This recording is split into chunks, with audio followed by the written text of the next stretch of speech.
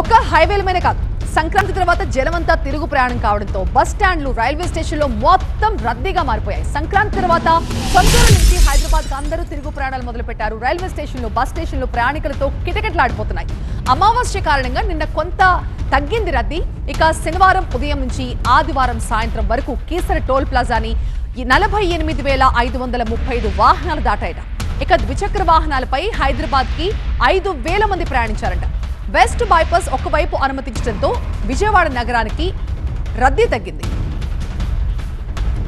ఇక విజయవాడ బస్ స్టేషన్లో ప్రయాణికుల రద్దీకి సంబంధించి మరింత సమాచారం మా కరెస్పాండెంట్ శ్రీధర్ వివరిస్తారు.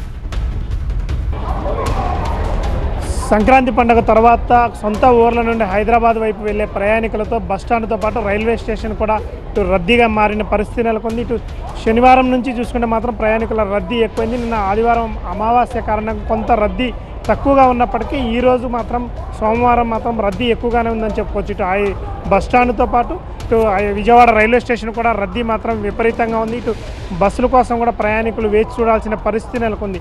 ఇటు శనివారం సాయంత్రం నుంచి చూసుకుంటే మాత్రం ఆదివారం ఉదయం వరకు దాదాపు ఆదివారం సాయంత్రం వరకు కూడా దాదాపు 48,535 వాహనాలు ఇటు కీసర టోల్ ప్లాజా దాటినట్టు తెలుస్తుంది. ఇటు ద్విచక్ర వాహనాల మీద కూడా హైదరాబాద్ నుంచి సొంత ఊర్లకు ఇటు వేలాది మంది తరలి వచ్చిన పరిస్థితి నెలకొంది.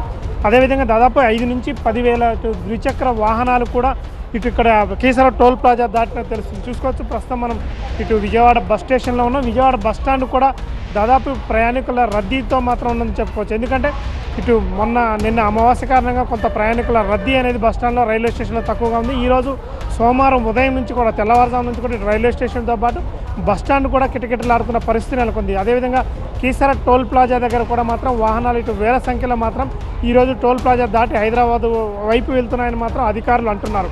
గత 3 రోజుల నుంచి చూసుకుంటే వేలాది వాహనాలు కీసర టోల్ ప్లాజా దాటి ఇటు హైదరాబాద్ వైపు వెళ్ళాయి. అదేవిధంగా ఇటు వెస్ట్ బైపాస్ ఓపెన్ చేయడం, అంటే వన్ సైడ్ వెస్ట్ బైపాస్ని ఓపెన్ చేయడంతో ఇటు విజయవాడ పట్టణంలో చూసుకుంటే మాత్రం కొంత వాహనాల రద్దీ తక్కువగా ఉందని చెప్పుకోవచ్చు. వీడియో జర్నలిస్ట్ శ్రీరామ్తో శ్రీధర్, TV9 విజయవాడ.